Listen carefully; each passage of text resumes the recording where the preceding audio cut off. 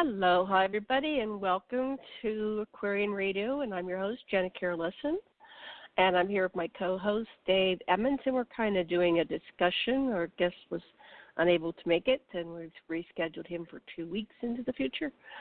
So we're looking at the recent military announcements that have been coming out. CNN had a report, and Dave alerted me that he had watched it, and I'm over here in the jungles of Maui, and I don't really have TV, so I don't catch it that way. I catch everything later on the social networks and CNN and on YouTube and those type of things. So apparently a group of Washington senators, including the vice chair of the Senate Intelligence Committee, and Trump, received a classified briefing Wednesday about a series of reported encounters by the U.S. Navy with unidentified aircraft, according to a congressional aide.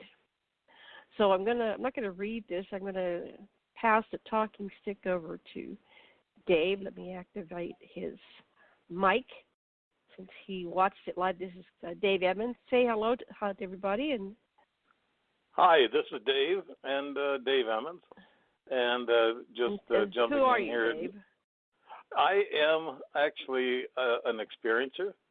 I've had some really extended stories, I guess, not stories, but events that's happened in my life. And I found out some little things about sharing with other people, with a couple of doctors, PhDs on the internet.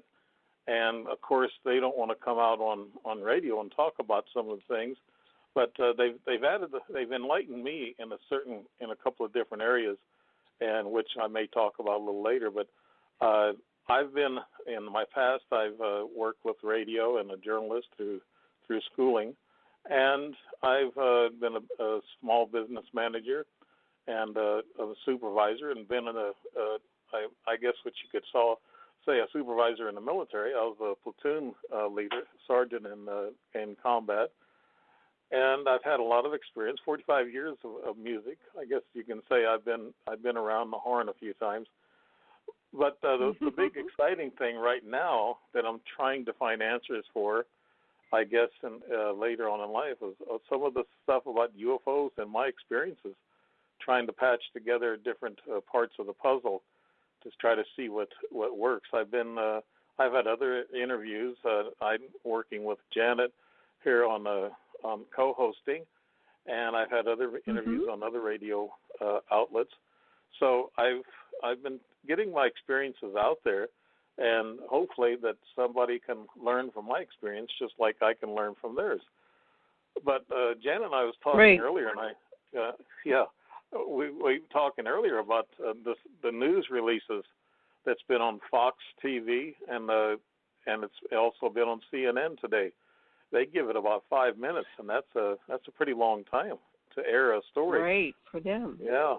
So what did things they are getting kind of summarize? I'm sorry to interject there, but I just wanted to know. I heard that Fox was paying attention. So apparently, there's some people, from what I gathered, that have had some kind of experiences themselves, and they're getting impatient with all this secrecy around it. So tell us what you saw today when you watched the CNN report, and how does that correlate with the Fox report? Is it the same thing, or are they talking about two different topics? Well, actually, politically they differ, but on this story they talk the same. They actually have the actual pilots on there that have actually seen these UFOs. Senator Reid and Mr. Bigelow himself, some years back, had their own study. It was I guess promoted by the government. Actually, they put in about $25 million into the whole thing. I think it lasted from 2002 until about 2012 or something like that. About 8 years, maybe 10 years. And they dropped the study, they said, but I don't think they did. I think they keep going with it. And Senator Reid he's a retired senator out of Nevada. And he knows Mr. Bigelow pretty well since they worked together on certain things, probably more than what we want to imagine. But they started this research program with the government's help with the military, and they went into studying UFOs. But now, like I think in 2005, they released in 2005, they had I guess off the coast of California, a pilot, Navy pilot, actually he saw a UFO. They sent him out there because radar picked up some movement on top of the water, and so he went out in his jet, and he looked at this thing. He couldn't figure out what it was, so he radioed back, and they put the whole thing on there, the radio, I guess the pictures and his voice, through talking to his commander, and it was really revealing, that search. But they just here in 2015 they had more sightings, and the Navy, they say it's increasing now. So they found it important enough to mention to the president. They had a meeting with the president, and he said that there was I guess a sharp meeting. He called it the President Trump with his advisors, and they asked him. This is on an ABC program, I guess, a few days ago with the president, and they asked him if he believed in UFOs. He said, not in particularly. He says, I don't believe. And they said, what about your pilots? Do you support your Navy pilots seeing these things? He said, yes, we have some great, brave pilots, and he says, their word would probably be, taken for real proof of what they're seeing. But he says himself personally, I guess the president can't come out and say it, because if he said it, then that would make it all disclosure. So they're just I guess going around the edge of things, not disclosing everything. Right. But CNN come out today, and I know Fox, Tucker Carlson believes in UFOs, so he has UFOs on there, a segment for a minute or so almost every week, and he talked about this stuff, with Senator Reid and other people, and he's been talking about this for some time. This is the first time I've seen it on Wolf Blitzer, and he had a reporter on there covering it, and they showed the Senate hearing that they had. The Navy pilots, actually, this was yesterday. They had this. They had a hearing on it, and Navy pilots were in there talking about their sightings and talking about other Navy people's sightings. And they said the UFOs are increasing in numbers right now. He said over the last few years they've been seeing more and more. So what is this building up to? We don't know, but it's actually coming out now. I think it was Senator Warren. I'm not sure, with the Senate hearing committee, and Senator Mark Warner. Warner. Okay, yeah. Warner. Yeah, Democratic from Virginia. Right, but he said this situation looks like it's serious enough to really look into it more, because it could be really dangerous to our pilots and to aircraft. Let me read that to our listeners. Let me read what they said. If pilots at Oceana or elsewhere are reporting flight hazards that interfere with training or put them at risk, then Senator Warner wants answers. It doesn't matter if it's weather balloons, little green men, or something else entirely. We can't ask our pilots to put their lives at risk unnecessarily. And that was Rachel Cohen, who was the spokesperson for Democratic Virginia Senator Mark Warner, and they reported that to CNN. So that really is interesting. So you're saying there's increased activity, and this is interesting that they call it a briefing. It's interesting that Trump downplayed it, because the theory in ufology was that Trump is, talking about his Space Force, because that's another kind of soft disclosure, preparing us for when they say, oh, yeah, we've been in space and we've been on Mars all along. I mean, that's one of the hypotheticals. That's not what's being reported at this time. Right. So what else do you want to add that they said that was relevant? But I just wanted to interject that. Well, with the president, you were saying he didn't really act really serious when he said, I don't necessarily believe in UFOs. It kind of and then he had to turn right back around when they was asked about his pilots. And of course he trusts his military, and his pilots are brave people. He supports military pretty much, but it seems like when it comes down to his pilots making these observations, then he kind of said, well, I have to, you have to take their word for it because these are brave men who are out there risking their lives all the time. So yeah, it appears that he believes, but he doesn't want to say. I think when you get to the top levels, I think with the president, if he said it, then I guess it would actually be a sense of disclosure. If you get some of these top people in his cabinet talking about it, you can go to a Senate hearing. Anybody can take, I guess, a problem to the Senate hearing as long as they have enough, time to schedule you in for a meeting with a Senate hearing if they find it important enough. But with the Navy asking the Senate hearing to hear out their pilots, I believe that's what drew their attention. They said, "Well, we got to see what our military is saying." So that's getting pretty serious, I think. And I think the other thing that caught my attention was the pilots said there's been an increase in I guess sightings in the past few years, and so apparently it's something's really moving along here. We don't know what. Right, and of course they have a classified meeting, so we don't know what was said behind closed doors. Right. But we in ufology are aware of the secret space program, the experiencer program, and now we have what the government's telling us, and we've been tracking this, like, why are they revealing this and when, and they definitely want to control the narrative because they don't want the full truth to get out there. Okay, so we'll have to keep an eye on this because this is very important. We're looking for disclosure. Now, there's a new Apollo 11 on CNN beginning on Sunday. They did a movie on some lost footage that was recovered. Remember they lost all that footage of the Apollo missions? Is this a documentary, or I never heard of this?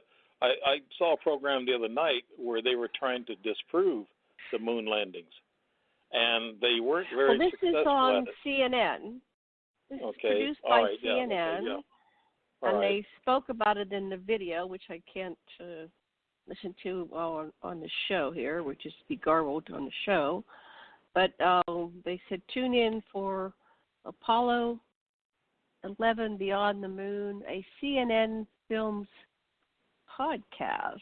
Never heard of that. Anyway, I'm not sure where you see it, but it was supposed to be premiering soon, and they spoke on this video I watched on CNN.com about the senators received classified briefing on UFO sightings, and they said that this is going to be on Sunday, 9 p.m. Eastern Time. So for those who want to tune in, lost footage from Apollo 11. I just wonder if the lost footage is going to show the UFOs. I don't think so. I think NASA's been still hiding things. Yeah, NASA's still hiding things. The Navy had to come out with this, from what I heard, because the pilots were getting pretty angry, I guess, with the higher-ups, thinking that, hey, we need to talk about this. We're seeing these things. Look at all of my pilot buddies here that are coming forward and talking about this. And it's a danger to them, they think. So they brought it up. But NASA is still keeping tight-lipped on Mars pictures, in which that was going to be the subject tonight. And that's very interesting. And the moon having ET bases on it, that's kind of interesting. And I think it was one of the other satellites, either the Japanese or the Chinese satellite, thought they saw a structure on the other side of the moon. That being the dark side of the moon. Right. And so there's a lot of mystery involving the moon and being hollow and all this other stuff. But they stopped going to the moon. They said they stopped abruptly on Apollo 17, I believe it was. They were supposed to go with that, and they didn't go. And they think maybe it was the ETs that they were communicating with. And here's something else. Somebody brought up today, they asked the Navy, they said, is there something that there's one side of the military knows what these are they building them themselves, and they're not telling the conventional military what's going on? And one admiral, said he said, no, that's not really true. We would know, but he didn't say anything further. But that is a theory. I mean, do we have underground military that has these advanced flying machines and got ET knowledge or back engineering, and our conventional military forces are kept away from that? Because even in Area 51, things are so compartmentalized that one room to the next changes the top secret numbers, and so the higher you are up to 27, I think it goes, and I think the president only has a number 17 or 18, and so a lot of times they say, well, if you're not up there in the 26, 27, the top secret, crypto secret they call it, then you're not going to get to know a lot of this stuff. That's another strange thing too. So there's a possibility that we could have. I've seen UFOs in 1963. I don't think we had them then. I believe there's both. I believe we have alien craft, and I also think we do have top secret military craft. But from the ones I've seen 5 of them, and the ones that I've seen, I don't know. I would doubt it very much if they were our military, just because of the way they moved around, and also they move around residential areas, and usually military doesn't do a lot of practicing around residential areas. Right. So let's talk about that a little bit. How about you share one of the sightings you saw, and then I'll share one that I've seen, and we'll focus on UFO sightings on this episode, and maybe we'll go a little bit into our experience, but let's keep it on that level for today. So what was your earliest craft you saw, and what was going on, and where was it? It was 1963 in Alton, Illinois, in just our small neighborhood. Buddy and I was drinking Pepsi Cola and listening to a 10 transistor radio. When the radio started snapping and popping, we thought, well, the radio batteries were going bad. And no, he said, no, we changed them. And then we smelled something that smelled like sulfur, but that turned out later on to be ozone smell, which I found out some 20 years later. But we saw some lights coming above the trees, and we went up. We had to go up onto the street, and my buddy grabbed the flashlight. He started blinking a flashlight at it, and we followed it as it was going up the street on the other street, and then we went up in this empty lot, and that empty lot was just right above where my house was at. And my house was just right down a little hill from there. And this UFO stopped there. It was about 75 feet, maybe 90 feet up at the most. It was very low. And we stood there and we looked at this thing, and we kind of pinched each other, and we thought, are you seeing what I'm seeing? He goes, yes. And it looked like one of these old tops that kids would play with years ago. It was kind of like a bulky flying saucer. It had 3 layers. The first layer was kind of dark, and I think that's where the ozone smell was coming from. And then the second layer, there was windows around it. And I was afraid somebody was going to look out those windows, and I didn't want to see what they looked like. And I even told my buddy that. I said, I don't want to look at those windows. I don't want to see what they look like. And then there was a third, like a little bubble on the top of it. It had antenna sticking out at the top. So apparently there must be some means of communication that they use with each other that has antennas that's sticking out. And it had a red light on it, and it had a couple of white lights on it, and those were the white lights is what we saw. But it come from the southwest, and as we're facing the southwest, and I didn't notice this until later, until I drew a picture of it. And sometimes they say when you go through something and you reread it or you draw a picture of it, you can make more sense out of it. But when I drew the picture in the southwest, and then I noticed that when this thing headed off, it went real fast to the west. So it must have moved just a little bit, and we didn't notice it moving. And we had about an hour or so of missing time. We don't know, from 10:30 p.m. until about midnight. So we missed a little time. So we must have been, tagged or whatever and taken up. And I do remember a couple of little things, little regressed things, like I was trying to put on his shirt on the metal table. I was real groggy, and his shirt was smaller than the shirt that I wore, and so I couldn't get it on. So I remember that part of it. Not on how that ever turned out, because I think I might have went back out again. But those are little regress things that I remember. And then about a month or so later, I had an implant that I dug out of my testicle area, and there was a hole there that was cut about 1/4 of an inch or 3/8 of an inch. It was a red, real thin line. And I remember pushing this. It looked like a little Advil tablet or a mini M&M. And I remember pushing, and I got it back out of that hole. And I pushed it out of the hole, got it in my hand. It was ash color, tan, and then it turned darker brown as I was holding it.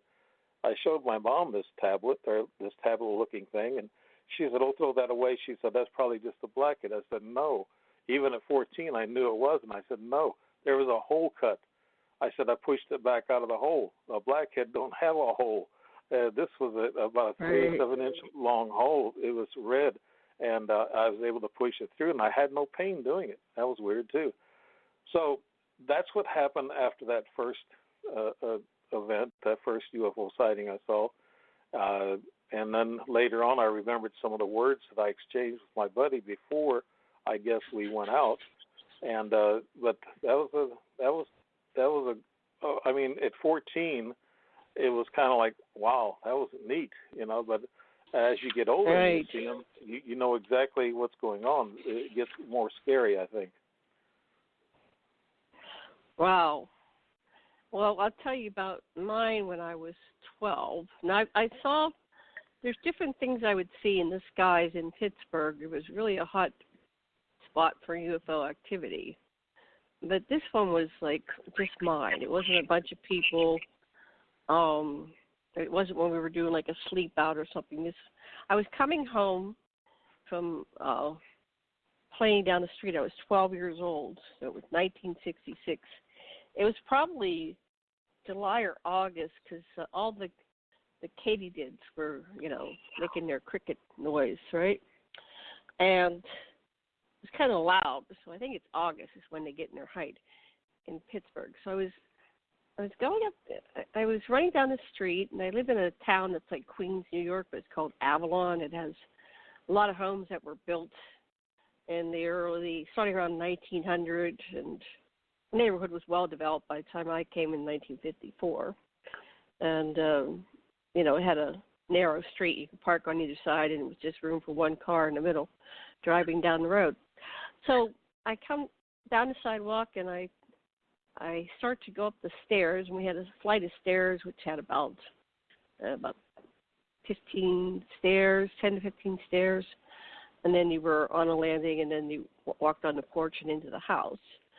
And as I got on the bottom step, I felt like the hair going up the back of my neck, and I turned to look, and all the crickets had stopped making noise.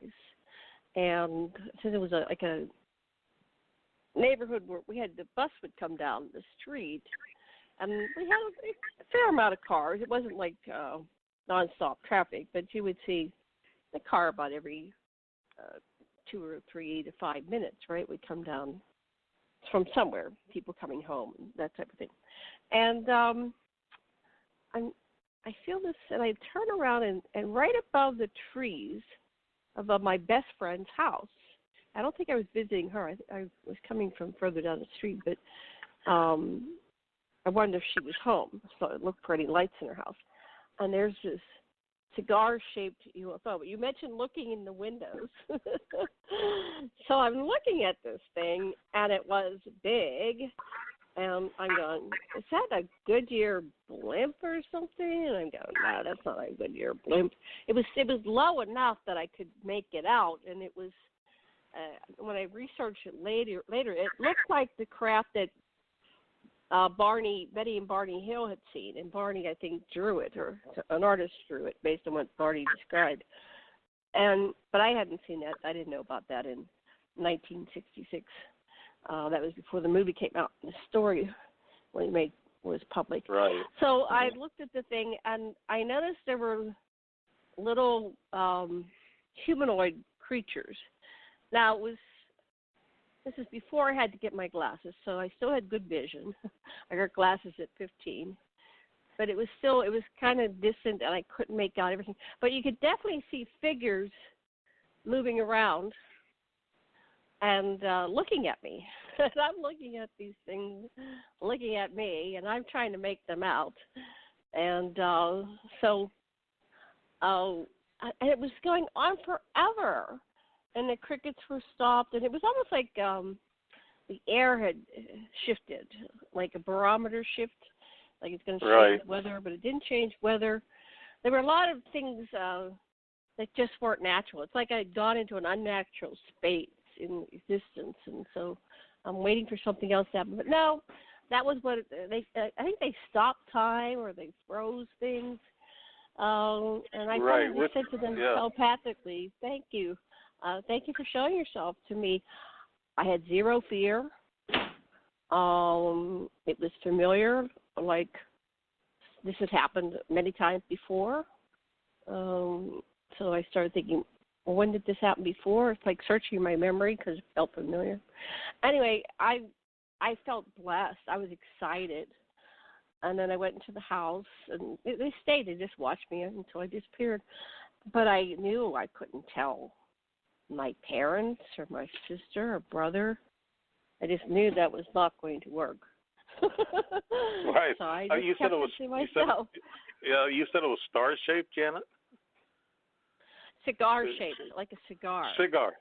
Okay, all right. Yeah. And these kind of cigar-shaped.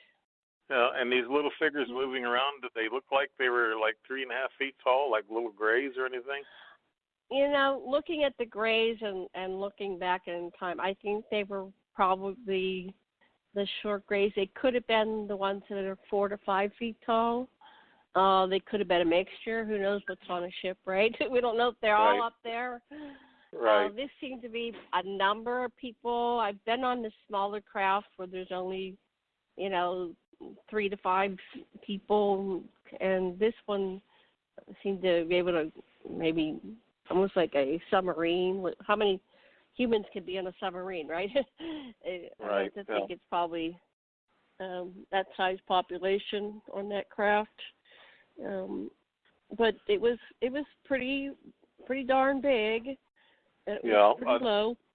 Now, you said you felt this feeling, the hair on the back of your neck going up. Have you ever been dumbed down by magnetic energy? Do you know what that is? It makes you feel... Not that I'm aware of. The way you sound, like you said, you was perfectly, you was perfectly normal. You wasn't nervous. You wasn't afraid.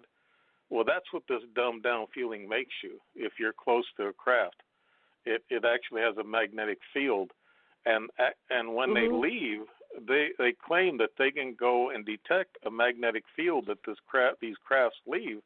They stay there for about 2-3 days, that magnetic field, and which you were probably experiencing, and which I know I've experienced several times, is this magnetic energy that they use to manipulate your brain and tell you that everything's fine. Don't take any pictures. Just relax and just let us run the show. That's what I've gotten through my experiences, and the friend that they were above, the house of your friend, was your friend kind of different, or did this person say that they've experienced anything? Well, that friend was Patty, and I've lost touch with her. Patty, if you're out there, give me a call.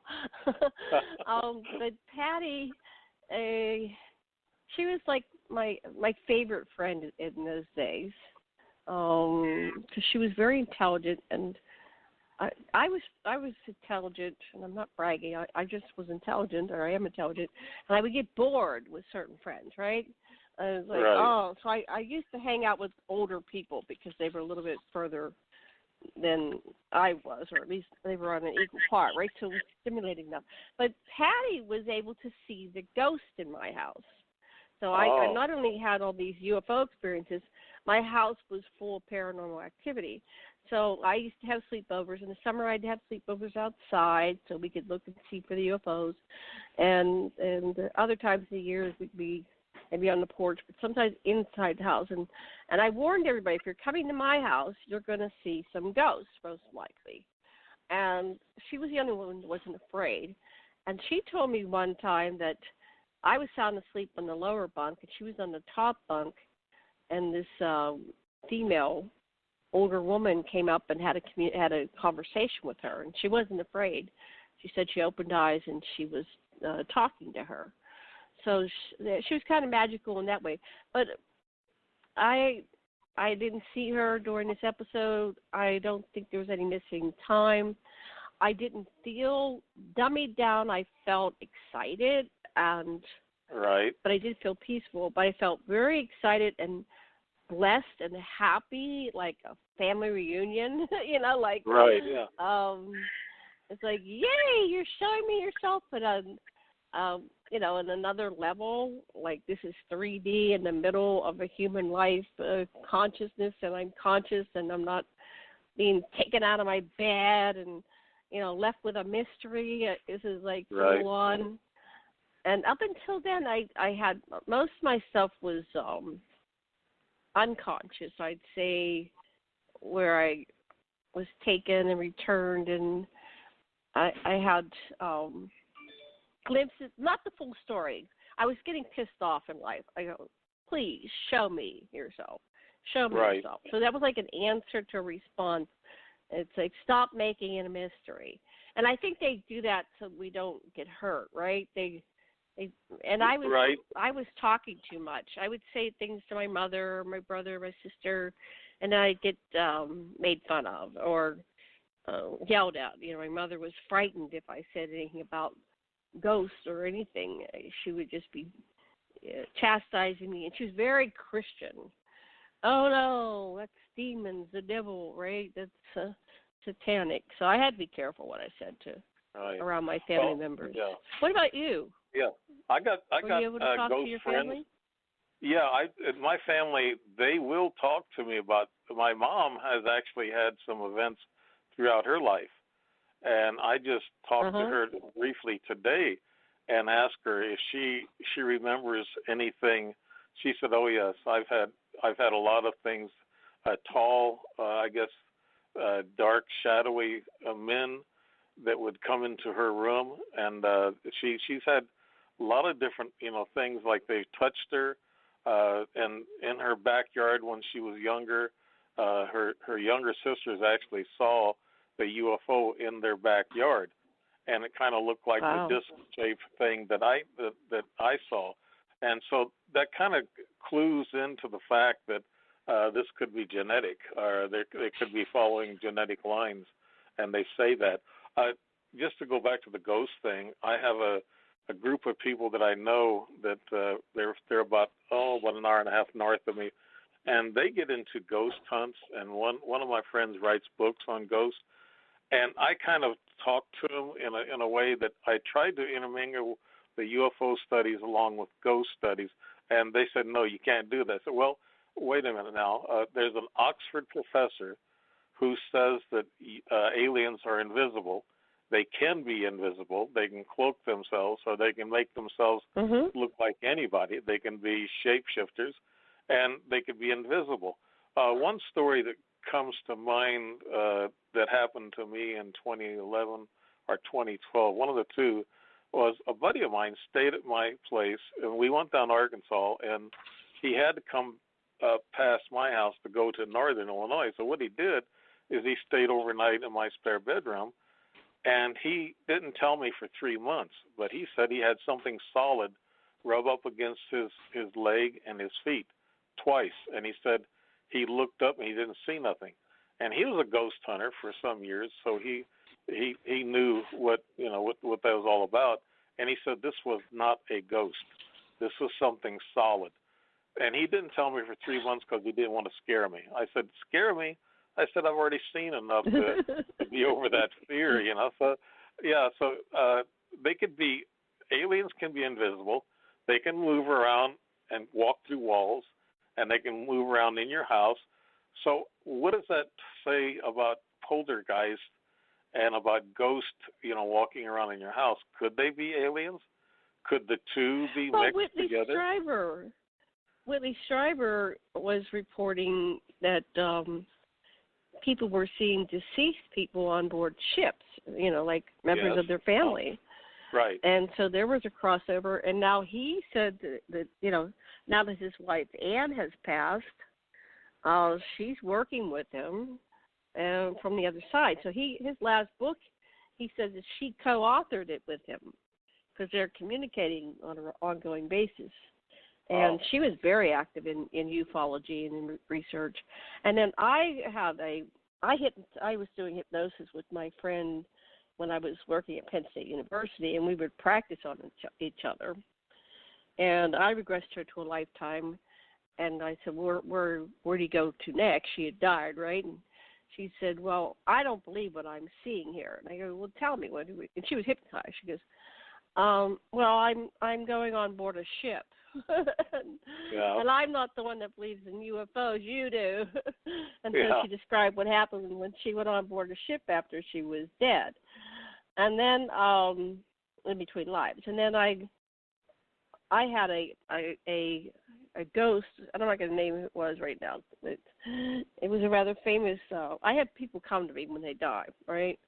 And so my husband helped me do therapy because I was aware of the contact. This famous person died, and I said, can you help me work with this deceased person? Because he keeps tapping me on his shoulder, and he was a musician. He kept playing his songs, and I said, he's driving me crazy. I can't get him to shut these songs, so he wants me to talk to him, right? So we did a thing where I was facilitated by my husband, Dr. Lessin. He says, allow him to speak without taking you over. So next thing I know, and I don't know what I sounded like, but my consciousness was sitting on the sideline, right, like on a shelf on the side, kind of how I symbol it, and then this other consciousness. Now, I wasn't out of the picture completely. I saw and heard everything that was, and I saw in my mind's eye what the person looked like and what they were, this whole communication. So he,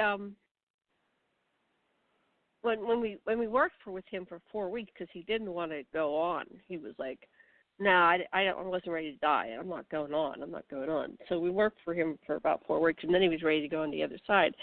And then when he went on, we had another session because he had gone on, and it's like, well, what happened? And he said, oh, I didn't leave.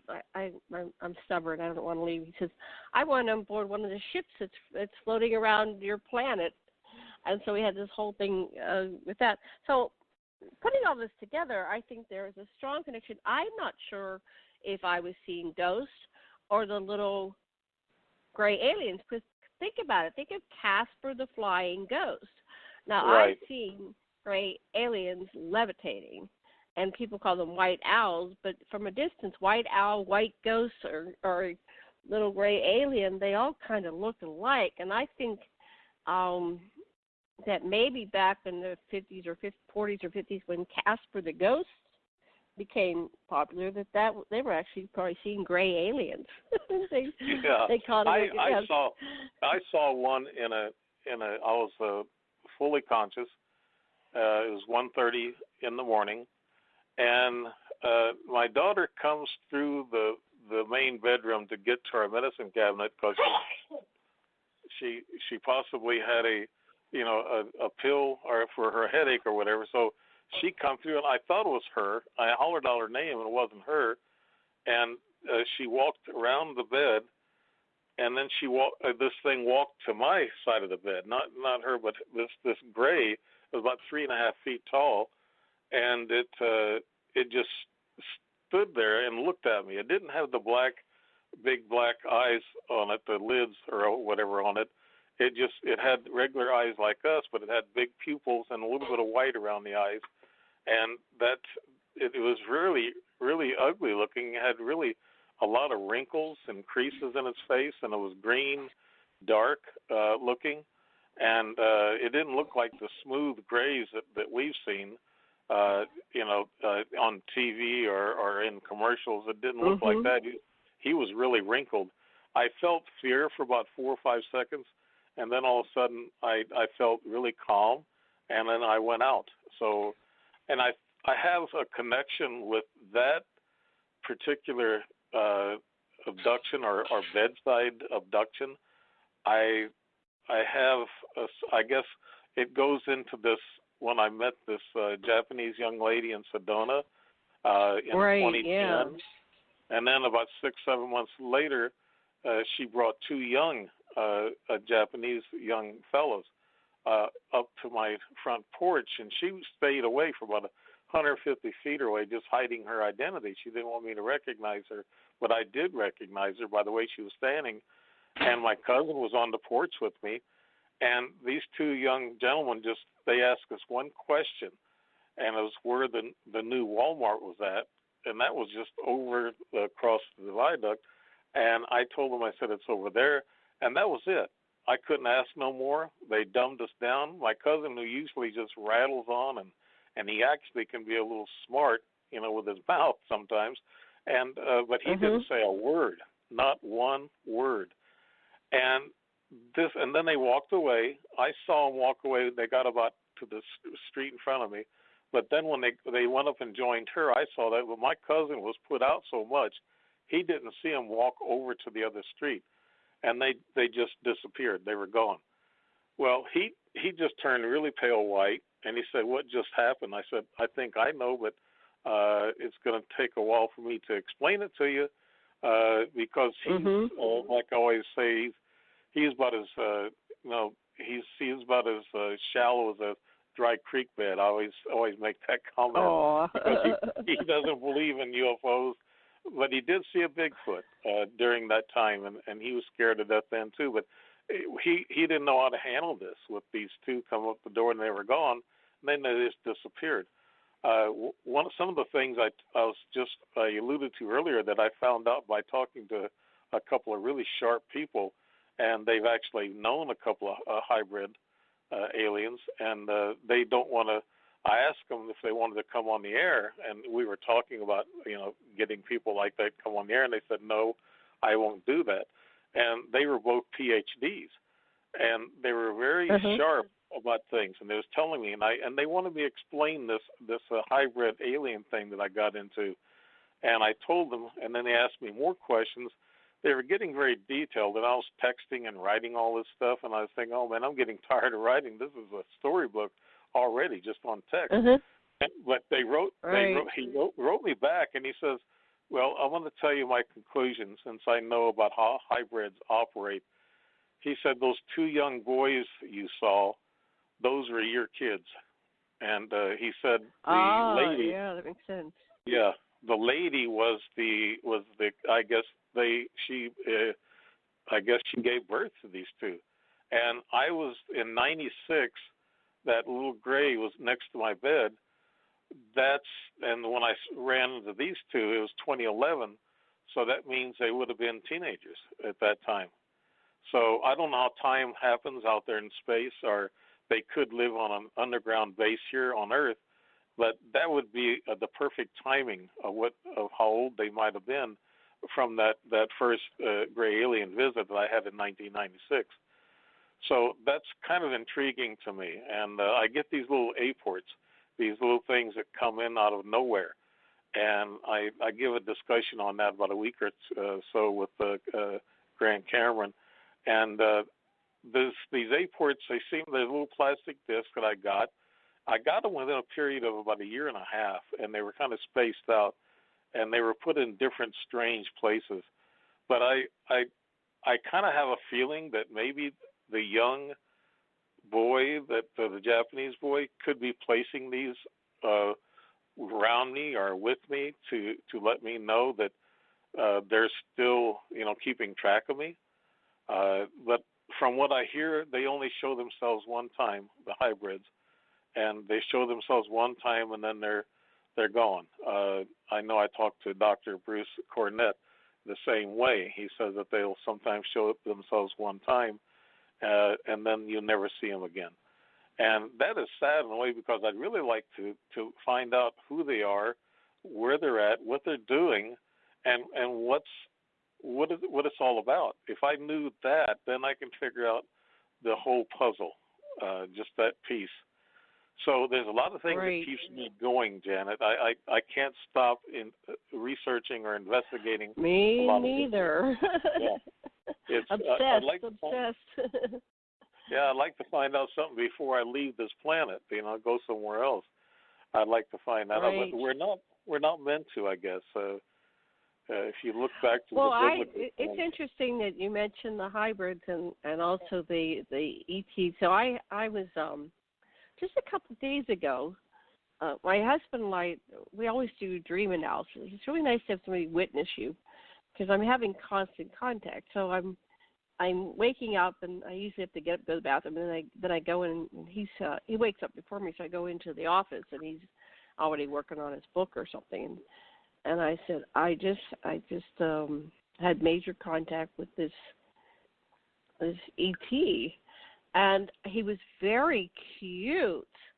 And definitely not a human person, but very animated, sweet and friendly. It reminds me of that one movie a couple of years ago where the ET was like wisecracking.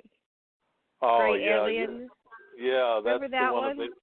They were in this little camper or trailer thing, whatever. In a camper, right? Yeah.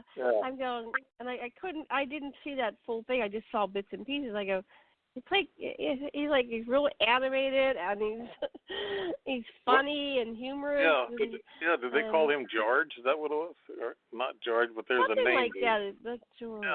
Yeah, some name. And I was going, I just spent the whole evening with this guy.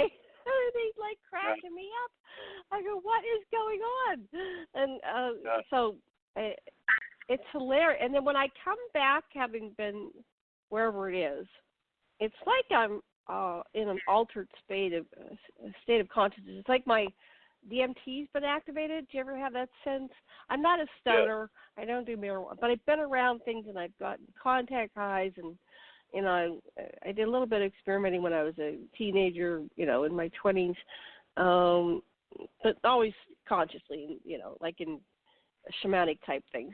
And so I come back and I go, it's like I'm having a major DMT activation, and their vibratory frequency is different than what we have here. It's very different. And he was teaching me things, and I try to not let the world disturb it so I can pull in more of the memories. I should write it down more. I should get the microphone out, but usually by the time I'm, up, the phone starts ringing or whatever, my life starts happening. So I get sidetracked by life. But I'm getting major contact to this day. It sounds like you're a major contactee. And I just wanted to interject about the hybrids. So I've never had any children. I've never been permitted to give birth, so to speak, right? But they have showed me children that are mine. I had a lover a few years back, and I just adored the man, but it wasn't going to work out with us. We were like soulmates, and sometimes when you meet a soulmate, it's just not meant to be this lifetime, right? We had too many things, obstacles in the way. But he, if I had met him, I wouldn't have met Sasha. But I met him, and we were lovers, but we never gave birth. It wouldn't have been appropriate. But they showed me our child, and I felt it when I conceived. I knew it when they took it. They told me all about it. I woke up crying. But then they came back and they showed me it was a little girl, and she was a toddler. But not enough time had gone by. It's like they took me into the future, right?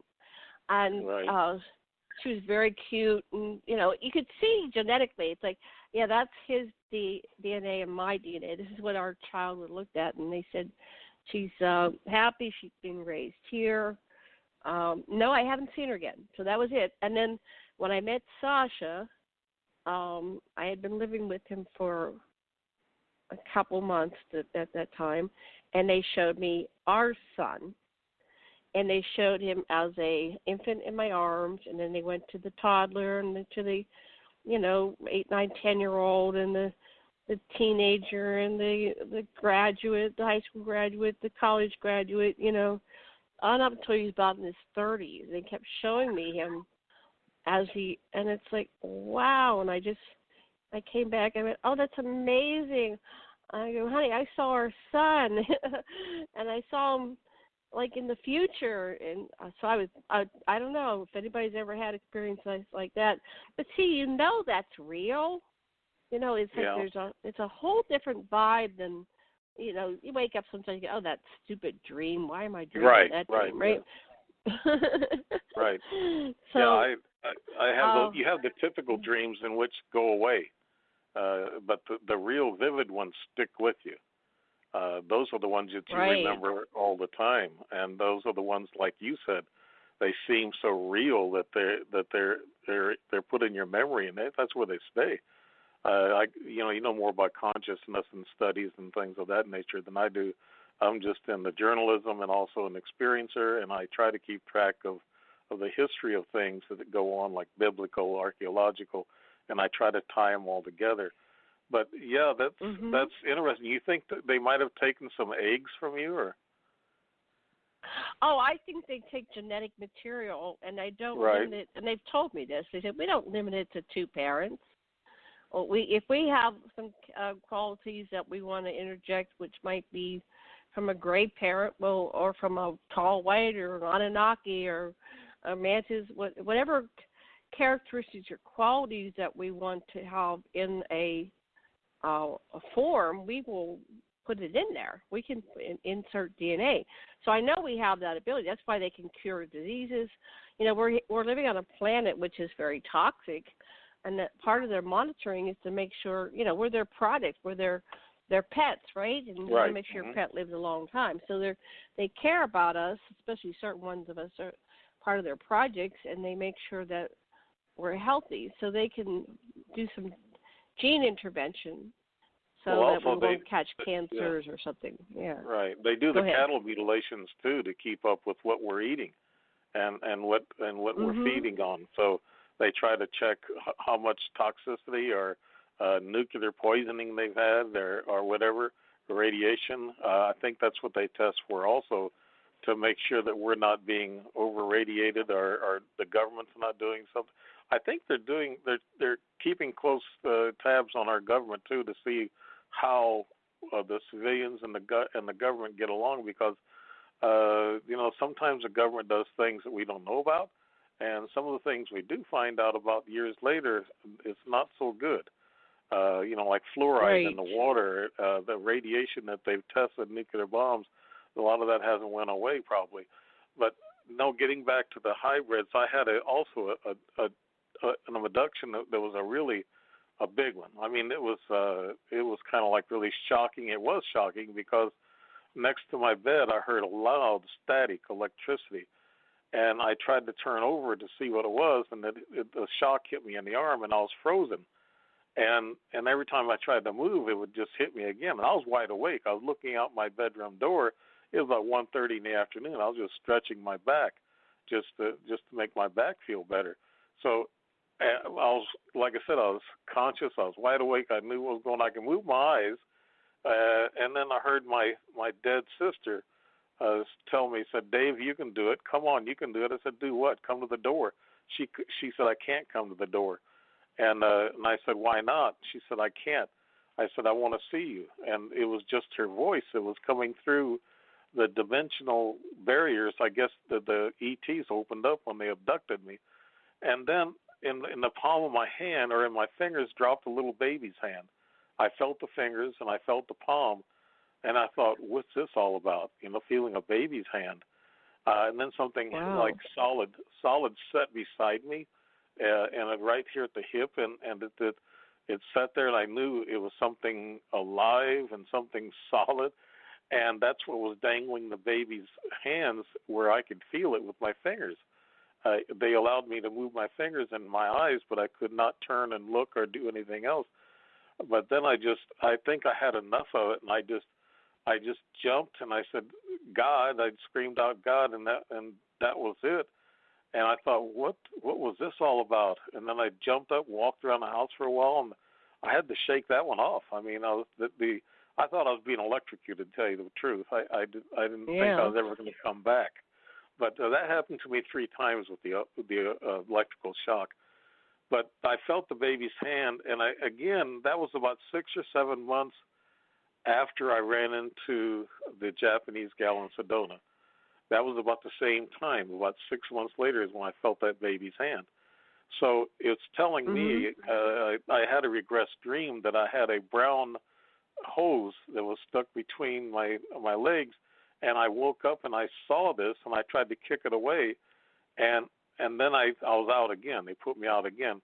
Well, that just apparently happened to be in the same lodge room that I was in that night, the night that I met this Japanese young lady. She went to her motel, and I went to my lodge, and that night, though, I guess they come back and visited me, because she said during our conversations that evening that she had to have a baby. I said, "Oh, you have to have a baby?" I said, "Why?" And she just looked at me, and she had these piercing eyes that can just about blow my forehead off. I mean, I couldn't. I said, "Don't, you're." I knew there was something weird with her. She was strange, and she looked like she kind of slumped down in the seat. She looked like a little gray at times with big dark eyes, and then she would. I guess she was shape shifting, going back and forth.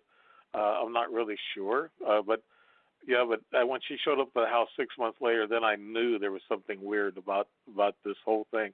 So I felt the baby's hand, and I saw these 2 young, teenage boys, and I thought to myself, this happens. There's too many things that tells me that these are hybrid kids that have part of me in them. So that's a weird feeling. It's a weird thought. It's what you ask these yourself, kids why? out there. Yeah, but no, I've had other people tell me that experiences. Women saying that they've had babies, and then all of a sudden the baby was gone after 2 or 3 months. And there's a lot of stories that's happened to women that I guess they had a baby, but they didn't have a baby. And doctors actually said, yes, you were pregnant, and now the baby's gone. Right. Right. Yeah. So there's been all kinds of, and they don't have to take you to abduct you. And they do move in faster frequencies than we do, because one night I had a regressed dream about them pushing me through my front room door. It's a metal insulated door. And I remember I can't walk through that. And something was, compelling me to go and walk through it. And I looked behind. I didn't see nothing. And I said, well, I'll stick my hand through it first to make sure, because I don't want to hit my head. I stuck my arm through the door. And when I did, I was up to nearly to my elbow. And I stood there, and I felt the heat. It was a tremendous amount of heat. So I knew that the door or me, one of the two, was moving at a real high-speed frequency. And then I knew that I was getting kind of woozy and sick to my stomach. I was getting nauseous, and I felt hot flashed. And then I said to myself, I'm going to finish going through this door, or my arm's going to burn up. So I went through the door, and then after that, I don't remember anything. I remember waking up in my bed, rubbing my arm and looking at it to make sure it wasn't burnt. So that tells you you're not going to forget that dream or that regression. I call those regressions. Right. Yeah. So, we talk about the frequencies that they moved at, yes, and you can walk through things if your frequency is high. Well, they want to leave markers sometimes, that's for sure. They don't want you to forget. So I have awakened with marks on me. Like one time they hit me in my finger, my index finger, and they said, Janet, real loud. And I jumped up, and it hurt. And I ran into the bathroom, and it was like somebody had bopped me with I want to say a really sharp fingernail, and it went right through my skin. And there it was. It was a puncture, and it was bleeding. And I'm sitting there married at the time to a very conventional man. And I said, I can't tell him this, even though I had proof right there. It's so important to find the perfect mate when you're an experiencer, that you won't get judged, because Otherwise, you get further traumatized that you can't explain things to your partner. And right. I've had to go through that many lives. Yeah. Many I have a partner. Yeah, I have a partner. My wife. She's experienced a few little things, and she had a mark on her back for some time, and the dermatologist couldn't figure out what the mark was, and it was kind of like a scrape mark, like skin being scraped off, and then it stayed brown for some time. So, but I like the way she handles me as an experiencer. What she does, she actually helps me investigate myself. She'll play devil's advocate. She'll ask me, so, well, could it be this? Could it be that? It could be this or this. And then that's how I find out on my own a lot of times what's real and what's not real. Because some of these things that I've had, about 50% of my events have been regressed dreams, and to tell me what happened during my abductions. So she helps me out in that way. Sometimes you need a partner that doesn't disbelieve you, but somebody who will help you question what's real and what's not.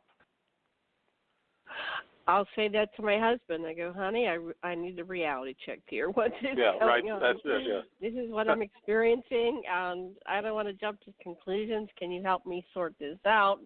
And he's wonderful. I'm so blessed. I always say I married my therapist, but most people can't marry their therapist. But I ended up marrying this incredible facilitator that helps me put the pieces together and stay centered. You know, I'm looking at the clock. It's like, oh my goodness, I've got to call it a day because I've got the refrigerator repairman coming today. Yay!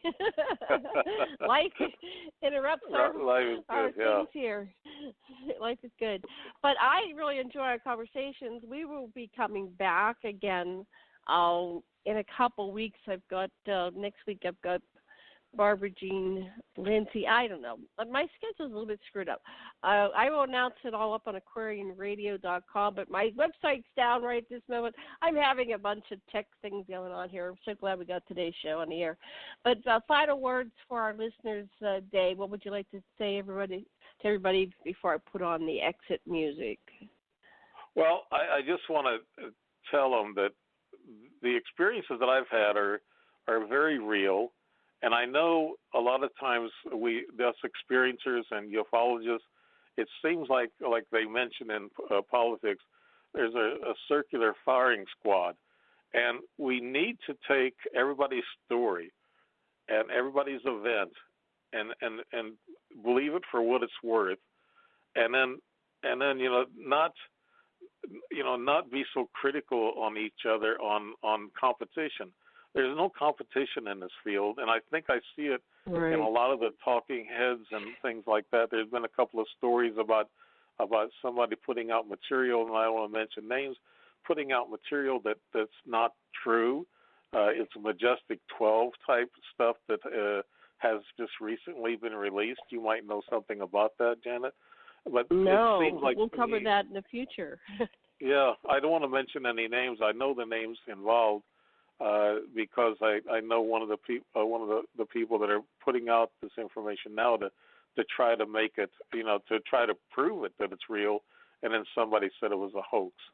So I think we have to be careful. And then somebody suing somebody else for stealing intellectual property. Sometimes that intellectual property is actually an experiencer. It's not actually the talking head. Wow. So I think we have to be fair. There's a lot of, and we need to stay close to each other, stay positive, and don't start attacking each other. There's too few of us. We're dying off. We lost Stanton Friedman. We just have to be kind. If we find ourselves going petty and insecure, we just have to be kind. That's all I can say about that.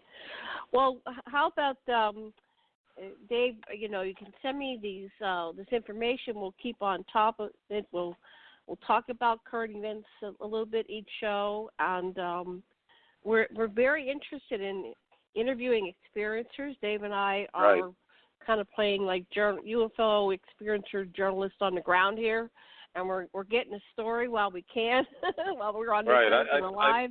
I love talking to other experiencers, especially I've been doing a lot of texting with a lot of people that are very educated in the field, just like you and your husband. You carry along this academia along with the experiences, and which is great. And I've been talking to several PhDs about some of my experiences, and it's great to hear the feedback, and it's also great to confirm some of your feelings, and that's what we all need, is confirmation that these things are real. Yeah. And support, and not being. I mean, we're trying to sort this out. We don't need to be called, a liar or names, or we need to figure it out.